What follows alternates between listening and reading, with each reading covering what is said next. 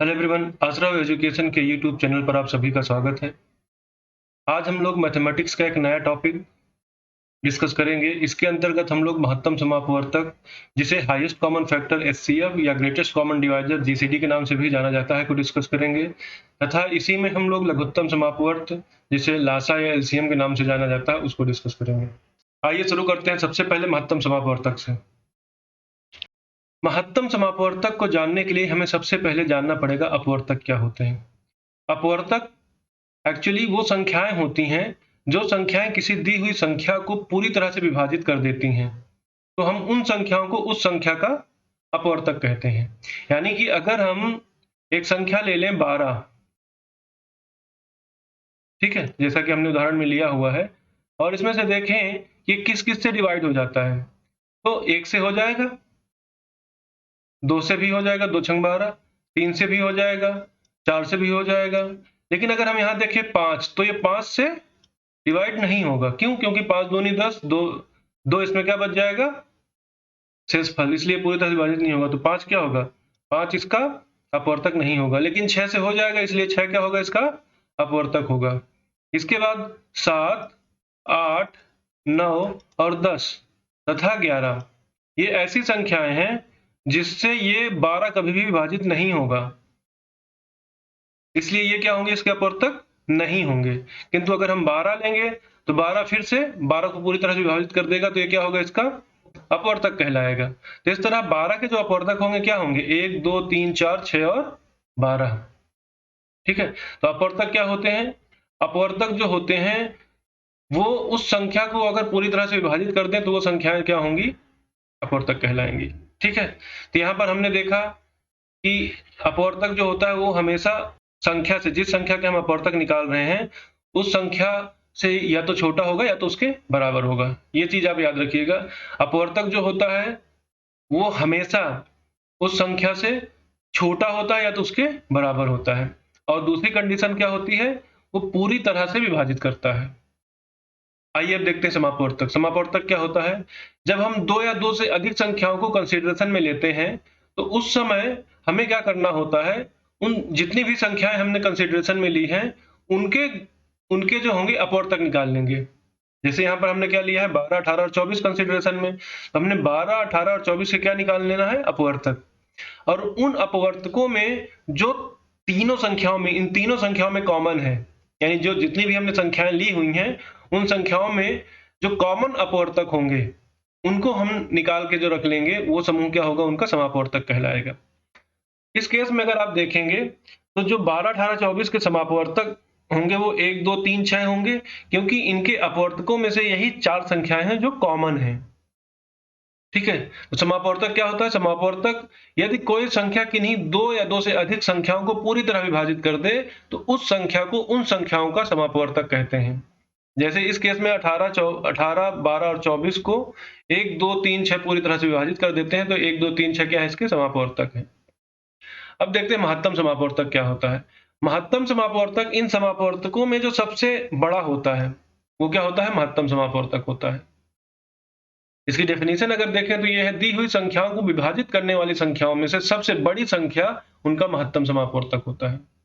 ठीक है, यानी कि जो समापवर्तक हमने निकाले, उन समापवर्तकों में जो सबसे बड़ा समापवर्तक होगा वही होगा महत्तम समापवर्तक, जो कि इसका नाम भी सजेस्ट करता है महत्तम, यानी कि जो सबसे बड़ा है। महत्तम समापवर्तक को जैसे हमने पहले भी देखा, इसको एचसीएफ भी कहा जाता है, जीसीडी भी कहा जाता है, और शॉर्ट फॉर्म में हम इसे मासा भी कहते हैं। ठीक है, तो ये हो गया हमारा महत्तम समापवर्तक की डेफिनेशन के बारे में। अब आइए देखते हैं कि कैसे हम, अगर हमारे पास संख्याएं दी हुई हैं तो उनके हम महत्तम समापवर्तक कैसे निकालेंगे, उसकी विधि देखते हैं।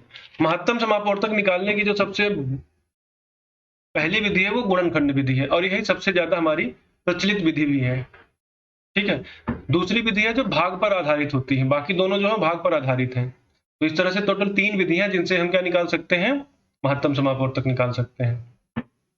आइए गुणनखंड विधि को एक्सप्लोर करते हैं क्या है। गुणनखंड विधि में हम लोग क्या करते हैं कि जो हमारी संख्याएं दी हुई होती हैं उनके अभाज्य गुणनखंड बना लेते हैं। जैसे क्या दिया हुआ है? 36 और 84। इनके हम क्या करेंगे, अभाज्य गुणनखंड बनाएंगे सबसे पहले। अभाज्य क्या होता है, अभाज्य संख्या क्या होती हैं? अभाज्य संख्याएं वो संख्याएं होती हैं जो या तो सिर्फ अपने से या तो एक से विभाजित होती हैं, इसीलिए उनको अभाज्य संख्या कहते हैं। ठीक है, तो 36 के अभाज्य गुणनखंड बनाते हैं, क्या होंगे? सबसे पहला होगा 2 दूनी 4 तिहाई 12 तिहाई 36। अब 84 के बनाएंगे तो क्या आएगा? 2 दूनी 4 तिहाई 12 सत्ते 84। ये क्या हो गए? इनके अभाज्य गुणनखंड हमने बना लिए। अभाज्य गुणनखंड बनाने के बाद हम क्या करेंगे, जो संख्याएं दोनों में कॉमन हैं, जो गुणनखंड हमने निकाले हुए हैं वो गुणनखंड हम नीचे रखेंगे जो इनके दोनों में कॉमन है। जैसे यहाँ 2 है, 2 दोनों में कॉमन है तो क्या रखेंगे, हम यहाँ 2 रख लेंगे। फिर ये 2 दोनों में कॉमन है, फिर ये 3 दोनों में कॉमन है, फिर ये 3 है, 3 नीचे इसका कोई भी एक पेयर नहीं बन रहा नीचे वाले से, तो हम क्या करेंगे, इसको नहीं लेंगे।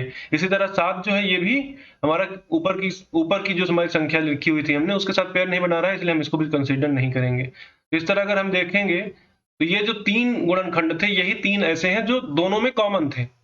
अब इनका हम गुणा कर लेंगे, ये आ जाएगा 12। तो 12 क्या होगा, इसका महत्तम समापवर्तक होगा या एचसीएफ होगा या जीसीडी होगा। ठीक है, तो ये तो हमने देखा 2 संख्याओं में। अगर 3 संख्याएं दी हुई हैं तब कैसे करेंगे? 3 संख्याएं दी होंगी तब भी हमें यही रूल फॉलो करना है, बस हमारा एक संख्या और बढ़ जाएगी। हम सबसे पहले तीनों संख्याओं का क्या करेंगे, अभाज्य गुणनखंड निकाल लेंगे। 42 का क्या होगा, 6 सत्ते 42, 2 तिहाई 6 सत्ते 42। 63 का क्या होता है, 9 सत्ते 63, 3 गुणे 3 गुणे 7। 40 का क्या होता है, 2 14 तो हम में 40, दूनी 4 पंचे 20 सत्ते 140। हमने ये क्या किए, तीनों जो संख्याएं हमारी थी 42 63 और 140 उनका हमने क्या निकाल लिया, अभाज्य गुणनखंड। अब अभाज्य गुणनखंड निकालने के बाद हम ये देखेंगे कि तीनों में कौन कौन से गुणनखंड कॉमन है। अगर हम यहाँ पर देखें 2, तो 2 हमारा तीनों में कॉमन नहीं है इसलिए 2 को हम नहीं लेंगे। 3 भी हमारा दोनों में कॉमन नहीं है इसलिए उसको भी नहीं लेंगे। फिर आया 7, 7 जो है हमारा तीनों में कॉमन है इसलिए हम यहाँ पर क्या ले लेंगे, 7। और कोई ऐसी संख्या नहीं है जो इन तीनों में कॉमन हो, इसलिए इसका जीसीडी क्या आएगा, 7। इसका आंसर क्या आएगा, 7। इसका आंसर क्या आया, तो पहले वाले का 12, दूसरे का क्या आया, 7। तो यहाँ पर यह ध्यान दीजिएगा कि हमें सिर्फ उन्हीं संख्याओं को लेना है जो तीनों में कॉमन हो। जैसे कि हमने पहले उदाहरण में देखा, ये 2 जो था वो दोनों में कॉमन था 1 बार 2 बार, इसलिए हमने 2 बार 2 को लिया है। 3 सिर्फ 1 बार कॉमन था इसलिए हमने 3 को 1 बार लिया है। इसी तरह यहाँ पर हमारे पास 7 जो है वही सिर्फ कॉमन है तीनों में, बाकी कोई भी ऐसी संख्या नहीं है जिसको हम कॉमन की तरह यहाँ ट्रीट कर सकें। 2 सिर्फ 42 में है, 3 63 और 42 में है, 7 तीनों में है, 5 सिर्फ 140 में, इसलिए हमने यहाँ पर क्या देखा, सिर्फ 7 ही कॉमन था इसलिए हमने 7 ले लिया और 7 ही हमारा क्या होगा, इसका मासा होगा या जीसीडी होगा। तो ये गुणनखंड विधि है और यही सबसे प्रचलित विधि है और सबसे जल्दी इसी से निकलता भी है। बट बहुत से ऐसे सवाल होते हैं जिनको हम इससे सॉल्व नहीं कर पाते हैं, तब हम दूसरी विधि पे जाते हैं। वो दूसरी विधि है भाग विधि। भाग विधि में भी 2 विधियां होती हैं। हम पहले भाग विधि की प्रथम विधि देखते हैं। प्रथम विधि में हमें क्या करना होता है, जो भी हमारी संख्याएं दी हुई हों उनको हम इस फॉर्म में पहले लिख लेते हैं। जैसे यहाँ पर क्या दिया हुआ है हमारा 28 और 42, इसको हम ऐसे लिख लेंगे और फिर ये देखेंगे कि जो सबसे छोटी संख्या है जिससे ये दोनों विभाजित हो जाए उनसे हम इसको विभाजित करेंगे। तो हमने क्या लिया, सबसे पहले छोटी संख्या क्या है, 2, 2 से दोनों विभाजित हो जाएगा, 14 दूनी 28, 21 दूनी 42, तो हमने क्या ले लिया, 2। ठीक है, अब दूसरी 2 से ये तो डिवाइड हो जाएगा, ये नहीं होगा इसलिए 2 को हम कंसीडर नहीं करेंगे। फिर हम डिवाइड करेंगे इसे 3 से नहीं होगा क्योंकि 3 से ये हमारा डिवाइड नहीं हो जाएगा, ये डिवाइड नहीं होगा। 4 से, 4 हमारी अभाज्य संख्या नहीं है। 5 से करेंगे, 5 से हमारा ये डिवाइड नहीं होगा, ये भी डिवाइड नहीं होगा। फिर आता है 7, अगर हम 7 से डिवाइड करते हैं तो हमारे ये दोनों डिवाइड हो जाएंगे। ठीक है, तो अब इसके बाद हमारा ये दोनों अभाज्य संख्याएं हैं, अब ये किसी से कटेंगी नहीं, तो हम क्या करेंगे, जो 2 और 7 आया हुआ है इनका आपस में गुणा कर लेंगे और यही क्या होगा, इसका मासापा होगा। ठीक है, तो हमने यहाँ से निकाला भाग विधि से। भाग की प्रथम विधि में हमें क्या करना है, पहले इस फॉर्म में हमें बना लेना है और दोनों संख्याएं, जो जितनी भी संख्याएं दी हुई हों उनको लिख लेना है। उसके बाद जो सबसे छोटी अभाज्य संख्या है जिससे दोनों डिवाइड हो जाए उसको कंसीडर करना है। उसके बाद फिर जो जो रिजल्ट आएगा उस रिजल्ट को फिर हमें अभाज्य संख्या से डिवाइड करना है। ठीक है, आइए एक उदाहरण और देखते हैं। अगर 3 संख्याएं दी हैं तो कैसे करेंगे। उसके लिए क्या करना है, हमें सबसे पहले इस फॉर्म में हमें लिख लेना है। फिर सबसे छोटी अभाज्य संख्या जिससे विभाजित हो जाए तीनों, वो क्या होगी हमारी 2। ये क्या हो जाएगा 21, ये क्या हो जाएगा 35, ये क्या हो जाएगा, ठीक। अब 3 से हमारा ये डिवाइड हो जाएगा, लेकिन ये डिवाइड नहीं होगा, ये डिवाइड नहीं होगा। 4, 5, 6, 7 लेते हैं। अगली संख्या जो है जिससे डिवाइड होगा वो क्या होगा 7। ये हो जाएगा 3, ये हो जाएगा 5 और ये हो जाएगा 7। 7 त्रिक 21, 7 पचे 35, 7 सत्ता 49। यहाँ पर भी हमारा क्या आया, 2 ही ऐसी संख्याएं मिली हमें यहाँ पर जिनसे ये तीनों विभाजित होंगे। तो इनका क्या करेंगे, हम आपस में कर लेंगे गुणा, और यही क्या होगा हमारा इसका मासा होगा। ठीक है, तो ये थी हमारी भाग की प्रथम विधि। आप इसके कुछ सवाल और लेकर के अपने से प्रैक्टिस करिएगा, आपको भी क्लियर हो जाएगा। मैं आशा करता हूँ आपको ये प्रोसेस समझ में आ गया होगा। बाकी आप प्रैक्टिस करेंगे तो आप परफेक्ट हो जाएंगे इसमें। ठीक है, आइए भाग की दूसरी विधि देखते हैं। अब भाग की द्वितीय विधि हमें तभी यूज करनी चाहिए जब उपर्युक्त दोनों विधियां हमारी मासापा ज्ञात करने में सक्षम ना हो। ठीक है, इस विधि में हम क्या करते हैं, हमें जो दो दी हुई संख्याएं होती हैं उन संख्याओं में से किसी एक को जो बड़ा हो उसको क्या बना लेते हैं हम, भाज्य। जैसे इस उदाहरण में दो संख्याएं हैं 923 और 949। 949 बड़ा है तो हमने 949 को क्या बना लिया, भाज्य। और जो दूसरी संख्या बची है उसको क्या हमने बना लिया, भाजक। और अब इसमें भाग देंगे 923, ये बचा 26।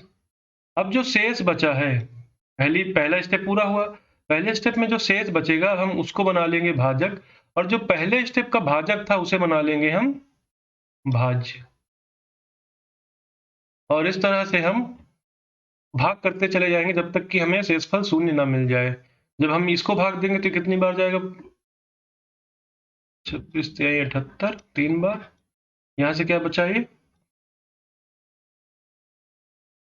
14, 3, ये वाला 3 यहाँ आ गया, 5 बार जाएगा, 26 पंचे 130, क्या बचा 13, क्या बचा 13। जब हमने दूसरी बार भाग दिया तो शेषफल कितना बचा, 13।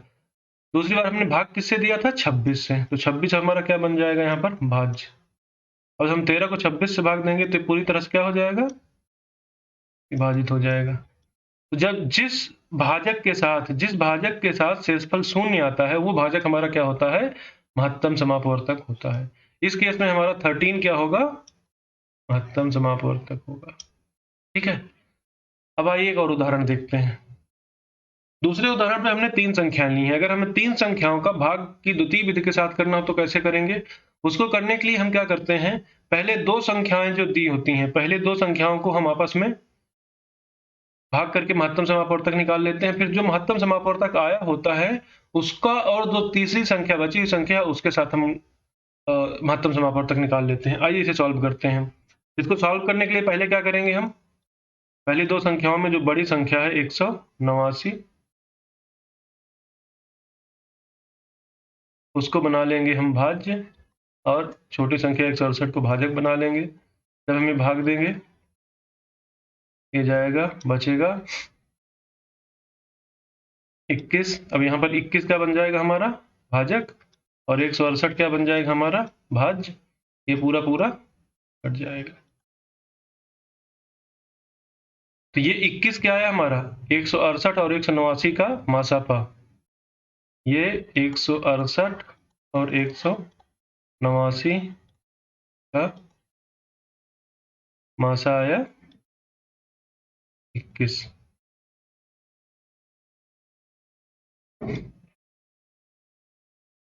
अब दूसरे स्टेप पे क्या करेंगे हम, 21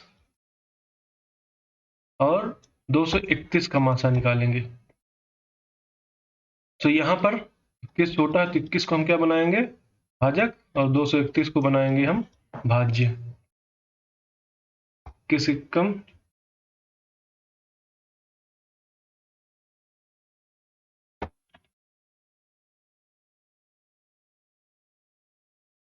21 2 1, यहाँ पर पूरा पूरा चला गया, तो यानी कि 21 जो है वो 231 का भी मासापा है। तो इन तीनों का मासापा क्या आएगा, 21। ठीक है, आप ये ध्यान दीजिएगा, सबसे पहले हमें जब भी मासा निकालना है, हमें जो पहली दो विधि हैं उनका यूज करके ही हमें मासा निकालना है। आइए अब इन पे बेस्ड कुछ सवाल सॉल्व करते हैं जो एक्चुअल एग्जाम में आते हैं, क्योंकि यहाँ तो हमारा ये क्या है, ये तो सिंपल मासा निकालना है, लेकिन इनमें बेस्ड जो हमारा एप्लीकेशन होता है, एप्लीकेशन बेस्ड सवाल एग्जाम में पूछे जाते हैं। आइए कुछ वो उदाहरण देखते हैं। तो पहला उदाहरण है, ये दिया गया है, वह बड़ी से बड़ी संख्या ज्ञात कीजिए जो 24, 60 और 84 को पूरा पूरा विभाजित करे। तो जैसा कि हमने डेफिनेशन में ही देखा था कि किन्हीं तीन संख्याओं का मासापा क्या होता है, वो बड़ी से बड़ी संख्या जो उन तीनों को पूरी तरह से विभाजित करे। तो ये उसी सवाल को उसी डेफिनेशन को सवाल बना करके लिखा गया है। यहाँ पर हमारी ये तीन संख्याएं दी गई हैं। तो यहाँ पर हम क्या करेंगे, सबसे पहले गुणनखंड विधि से यूज कर गुणनखंड विधि का यूज करके हम इसका मासा निकालते हैं। तो 24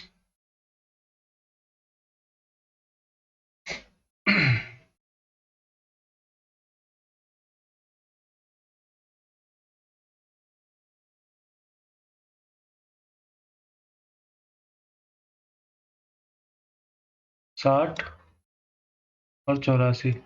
24 के गुणनखंड क्या होते हैं, 2 दूनी 4 दूनी 8 त्रिका 24। 60 का क्या होता है, 2 दूनी 4 तिहाई 12 पंचे 60। 84 का क्या होता है, दूनी 4 तिहाई 12 सत्ते 84। ये हमने क्या निकाल ली, इसके अभाज्य गुणनखंड। अब अभाज्य गुणनखंडों में हम देखेंगे कौन से ऐसे गुणनखंड हैं जो सब में समान है। जैसे ये 2 है, इसको हमने ले लिया। ये दूसरा 2 है जो तीनों में, इसको भी ले लिया। ये तीसरा 2 था, ये सिर्फ इसमें, इसलिए इसको नहीं लेंगे। फिर 3 लिया, 3 तीनों में था, 3 को भी ले लिया हमने। अब इनका अगर हम गुणा करेंगे तो क्या आएगा, 2 दूनी 4 तिहाई 12। तो 12 क्या होगा इसका मासापा, इसका उत्तर क्या होगा, ये सी। ठीक है, तो ये हमने गुणनखंड विधि से ज्ञात किया। अब इसको अब हम उससे भी ज्ञात कर सकते हैं, किससे, भाग की विधि से। भाग की विधि से ज्ञात करने के लिए क्या करेंगे हम, 24, 60 और 84 को इस फॉर्म में लिख लेंगे। तो सबसे पहले किससे भाग जाएगा, 2 से, 12 30 और ये 42। फिर ये 2 से फिर चला जाएगा, 2 छंग 12, 15 दूनी 30 और 21 दूनी 42। अब ये 2 से तो नहीं जाएगा, क्यों, क्योंकि यहाँ से 3 से ये तो चला जाएगा, ये नहीं कटेगा, तभी किससे कटेगा, 3 से हमने चेक करते हैं, 3 दूनी 6, 3 पचे 15, 3 सत्ते 21। अब ये 2 और 5, 2 5 और 7 क्या हैं, ये भाज्य संख्याएं हैं, ये किसी से नहीं कटेंगी। तो हम यहाँ पर इस प्रोसेस को एंड कर देंगे और ये जो आया हुआ है इसको हम गुणा कर लेंगे।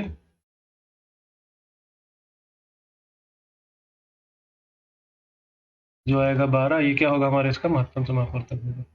ठीक है, तो आप इस सवाल को ध्यान से देखेंगे, आपको ये देखना पड़ेगा कि ये जो सवाल पूछा हुआ है ये एक्चुअल में पूछना क्या चाहता है। ये आपको जब डेफिनेशन पता होगी तभी आप इसको आप लगा पाएंगे, आप समझ पाएंगे कि इसमें एक्चुअल में क्या पूछा है, मासा पूछा हुआ। तो जब भी संख्याएं दी हुई हों और उनमें बड़ी से बड़ी संख्या पूछे तो इसका मतलब वो क्या पूछ रहा है, मासा पूछ रहा है। ठीक है, ये आप याद रखिएगा, ये अगर आप याद रखेंगे तो आपका सवाल हो जाएगा, फिर आप मासा आसानी से निकाल लेंगे।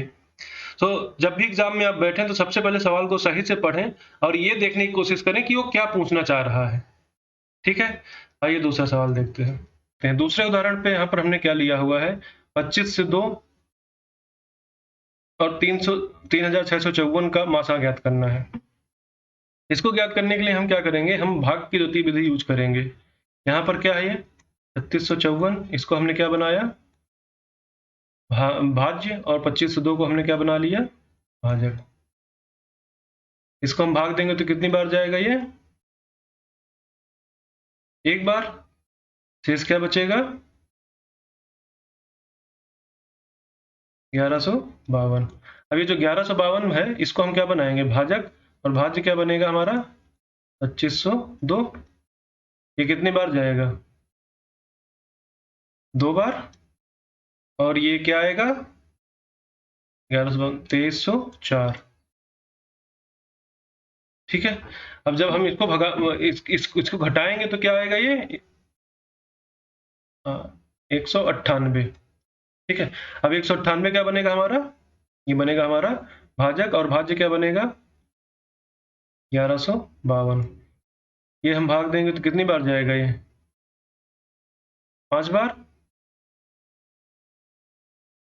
5 अट्ठे 40, 5 नहीं 45, 4 49, 990। ठीक है। जब ये घटाएंगे तो ये क्या आएगा, 2 6 162। अब ये 162 क्या बनेगा हमारा, ये बनेगा हमारा भाजक, और भाज्य क्या बनेगा, 198। 198 ये कितनी बार जाएगा, ये सिर्फ एक बार जाएगा। ये क्या हो जाएगा, 162।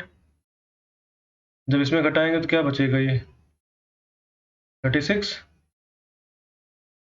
36 हमारा बनेगा भाजक, और 162 बनेगा हमारा भाज्य।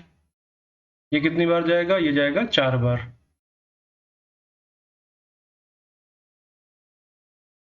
144,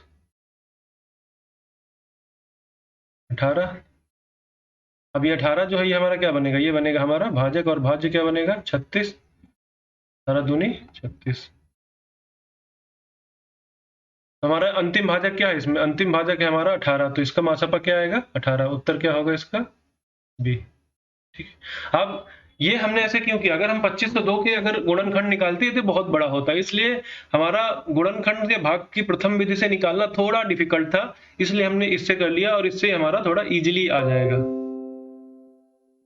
ये सवाल क्या कह रहा है, एक आयताकार खेत 320 मीटर लंबा तथा 200 मीटर चौड़ा है। खेत में अधिकतम क्षेत्रफल वाली बराबर माप की वर्गाकार क्यारियां बनी हुई हैं। प्रत्येक क्यारी की भुजा ज्ञात कीजिए। जब भी हमें इस तरह से सवाल दिया हो जिसमें ये कहा गया हो कि अधिकतम क्षेत्रफल है और उसकी भुजा ज्ञात कीजिए, तो उस समय हम क्या करेंगे, उसमें मासापा ही निकालेंगे। ये आपको सवाल समझ करके निकालना पड़ेगा, सोचना पड़ेगा कि किस तरह का सवाल है और इसमें पूछा क्या गया है। जब आप सवाल को 1-2 बार पढ़ेंगे तो आपको समझ में आ जाएगा कि वो क्या पूछा गया है। जब हमने इस सवाल को पढ़ा तो देखा कि इसमें क्या पूछा, अधिकतम क्षेत्रफल वाली बराबर माप की वर्गाकार क्यारियां। इसको सॉल्व करने के लिए क्या करना पड़ेगा, हमें जो 320 और 200 है इसका क्या निकालना पड़ेगा, सबसे पहले मासापा। तो 200 और 320 का अगर हमें मासापा निकालना है, हम यहाँ पर यूज कर लेते हैं भाग विधि। प्रथम हम जान रहे हैं कि सीधे 20 से हम इसको 10 से सीधे डिवाइड कर सकते हैं, तो ये 10 हो गया। फिर हम किससे कर सकते हैं, 4 से इसको कर सकते हैं, 4 पंचे 20, 4 अठे 32।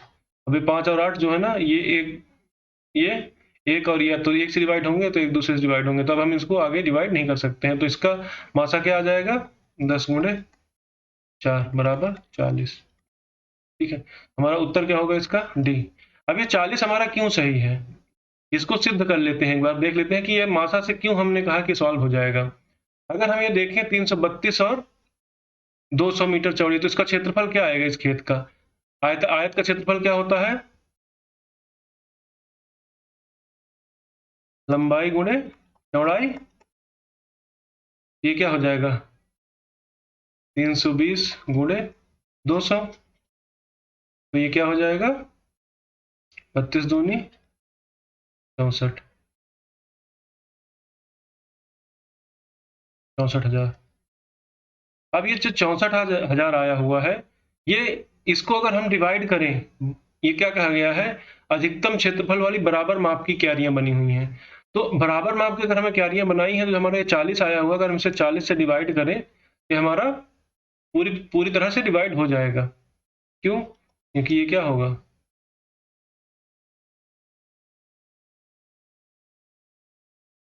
1600। अभी जो वर्गाकार क्यारियां हैं, तो ये जो 1600 है ना, ये 40 गुणे 40 करेंगे तो क्या आएगा? 1600।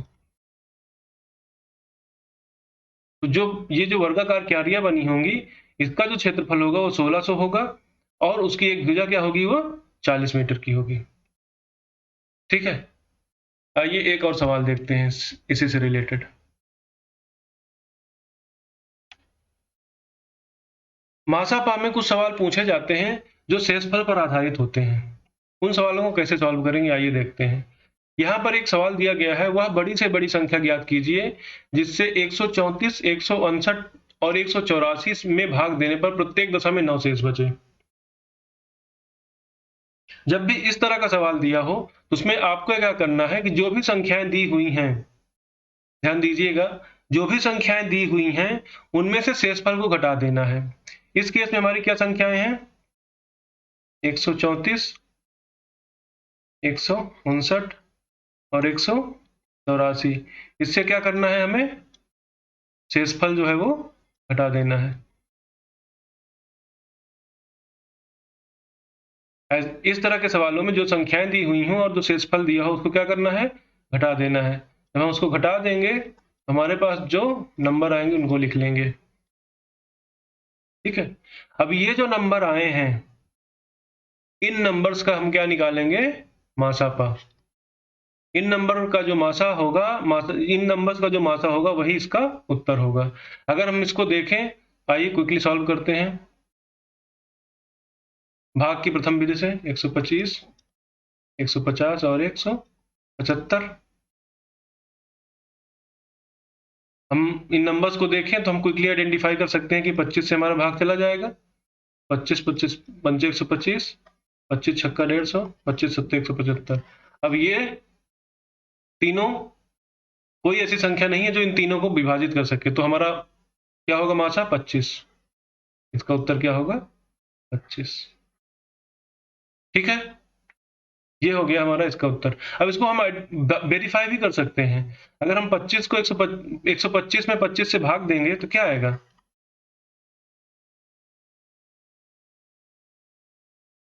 जीरो आएगा, क्योंकि तो 25 का डिवाइजर है। लेकिन अगर 134 से भाग देंगे तो क्या आएगा?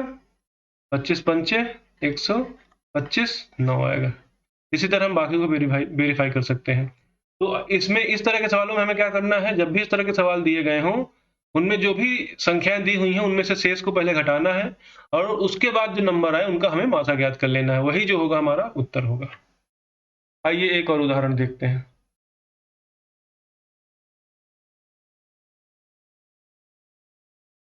इस सवाल में क्या पूछा गया है? इस सवाल में पूछा गया है कि किसी संख्या से 2934 तथा 3254 में भाग देने पर क्रमशः 11 और 15 शेष बचते हैं। इसका मतलब क्या हुआ? जब उस संख्या से जब हम 2934 को भाग देंगे तो 11 शेष बचेगा, और जब 3254 में भाग देंगे तब क्या बचेगा? शेष 15 शेष बचेगा। तो वो बड़ी से बड़ी संख्या ज्ञात कीजिए। ये सवाल भी हमारा पिछले की तरह ही है, बस इसमें क्या है, शेषफल एक ना होकर के समान ना होकर के दोनों में अलग अलग आता है। उसकी इसके लिए भी हम सेम विधि अपनाएंगे। सबसे पहले हम क्या करेंगे? 2934 में से 11 घटा देंगे, और 3254 में से 15 घटा देंगे।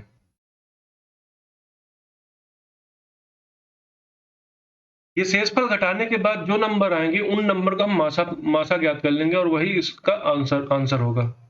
तो 2934 में से जब 11 घटाएंगे तो क्या बचेगा? ये 2923, और ये बचेगा 3239। अब जब हमारे पास बड़ी संख्या दी हुई हो, उस समय सबसे वाइज वे होता है भाग की द्वितीय विधि से मासा ज्ञात करना। क्योंकि यहाँ पर दोनों नंबर जो है ना हमारे बड़े हैं, इसलिए हम क्या करेंगे? यहाँ पर भाग की द्वितीय विधि का यूज करेंगे। ठीक है, भाग की द्वितीय विधि के लिए हम क्या करेंगे? जो बड़ी संख्या है उसको क्या कर लेंगे? हम भाज्य बना लेंगे, और भाजक जो है जो छोटी संख्या है उसको बना लेंगे। जब भाग देंगे तो पहली बार जाएगा, एक बार जाएगा ये, यहाँ से क्या बचेगा? ये 316। अभी हमारा भाजक बन जाएगा। भाज्य क्या बनेगा? 2923। ये देंगे, ये 9 बार जाएगा। तो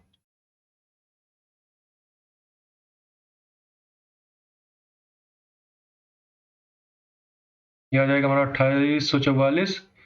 ये क्या बचेगा 9, और ये 11 में 4 गया था 79। अब हमारा क्या होगा 316 बन जाएगा हमारा इसका भाज्य, ये जाएगा 4 बार। हमारा क्या आंसर आ गया 79। तो यहाँ पर हमारा आंसर क्या होगा 79। अगर आपको इसको वेरीफाई करना हो तो आप इन संख्याओं में भाग करके वेरीफाई कर सकते हैं, आपको शेष 11 और 15 ही बचेगा। ठीक है, आइए एक सवाल और देखते हैं। आइए ये सवाल पढ़ते हैं। वह बड़ी से बड़ी संख्या ज्ञात कीजिए जिससे 545, 863 तथा 969 में भाग देने पर प्रत्येक दशा में समान शेष बचे, वह शेष भी ज्ञात कीजिए। तो यहाँ पर जो हमारा ध्यान देने वाली चीज है वो ये है कि इसमें क्या कहा गया है, समान शेष बचे। ठीक है, इसके पहले जो हमने सवाल देखे उसमें क्या था, उसमें दिया गया था कि एक पर्टिकुलर संख्या दी हुई थी और कहा गया था कि ये शेष बचे, लेकिन इसमें कहा गया है समान शेष बचे। तो इस तरह के सवालों को सॉल्व करने के लिए हम क्या करेंगे, सबसे पहले जो संख्याएं दी हुई होंगी उनका आपस में अंतर निकाल लेंगे। जैसे 545 और 863 का अंतर,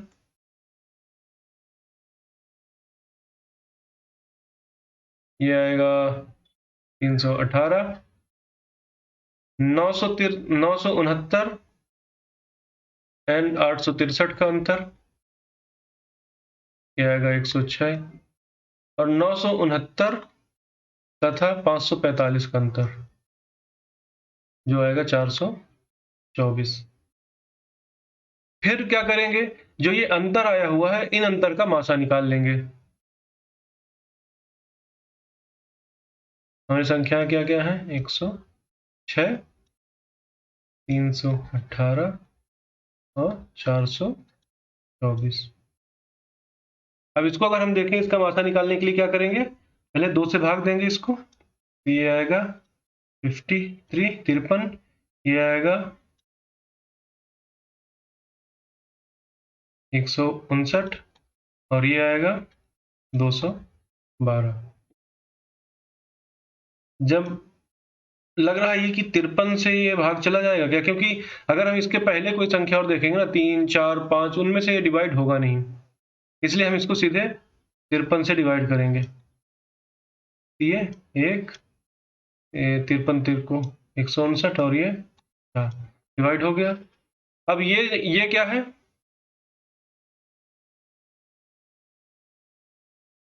अब इसमें क्या होगा, ये तो डिवाइड होगा नहीं अब किसी से 1, 3, 4, तो हमारा मासा क्या आ जाएगा 2 गुणे 53 बराबर 106। तो हमारा मासा क्या आ गया 106।